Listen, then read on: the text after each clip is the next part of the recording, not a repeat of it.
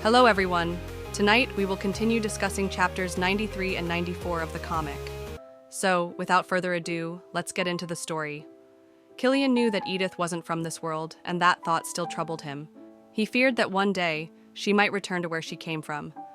Edith tried to reassure him, explaining that while she sometimes missed the food from her old world, there wasn't a single person there she truly wanted to see again. She emphasized that she wouldn't go anywhere because Killian was here, and because she loved him. Hearing Edith's confession, Killian finally, for the first time, expressed his feelings as well. His love for her was far greater. Edith hesitated, still believing that Killian might have lingering feelings for Lise, but Killian immediately denied it. There was no way he could love the writer who had brainwashed and manipulated him and his family. Seeing Edith's reaction, Killian kept reassuring her, saying, "I love you," over and over, until she truly believed him, leaving Edith blushing. The next morning, Edith met with Princess Chatterine, still glowing with happiness. She was overjoyed because the night before, Killian had returned the ruby necklace she once gave to Henry. Killian had also granted her request to find a tutor to teach her history and etiquette. Her knowledge of this world was still limited, and she worried it would cause problems during the upcoming award ceremony. Seeing her concern, Killian advised her to be honest with Princess Chatterine. He believed that the princess wanted to trust and plan the event with Edith, not burden her. Taking Killian's advice, Edith admitted to the princess that she lacked confidence and asked her to find someone more experienced to oversee the banquet. To Edith's surprise, Princess Chatterine immediately agreed. During the event planning, Princess Chatterine mentioned that the Kingdom of Hamed would be sending members of their royal family. She asked Henry, as a citizen of Hamed, where they should be accommodated. This shocked Edith, and made the princess realize that Edith was truly oblivious. Princess Chatterine recalled a time when she scolded Henry for being too familiar with Edith, thinking it was inappropriate. However, it turned out that Henry had been drawn to Princess Chatterine instead, finding her incredibly admirable. His confession left both of them flustered.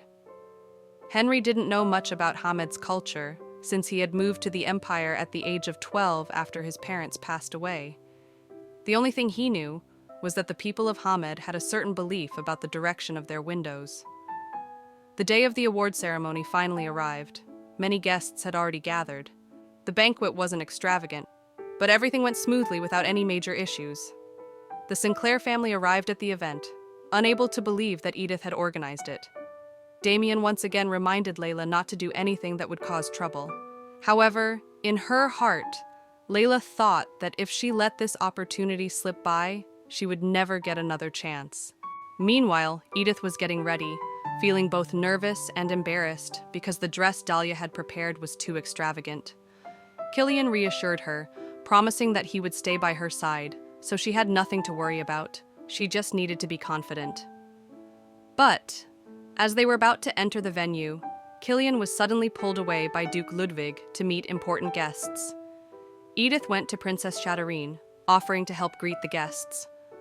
Unbeknownst to her, their interaction was being observed by an envoy from the Kingdom of Hamed, who was conversing with Damien and Leila. Leila noticed the man looking in Edith's direction, and a devious plan formed in her mind. Gathering her courage, she offered to help the man meet Edith in a more private setting.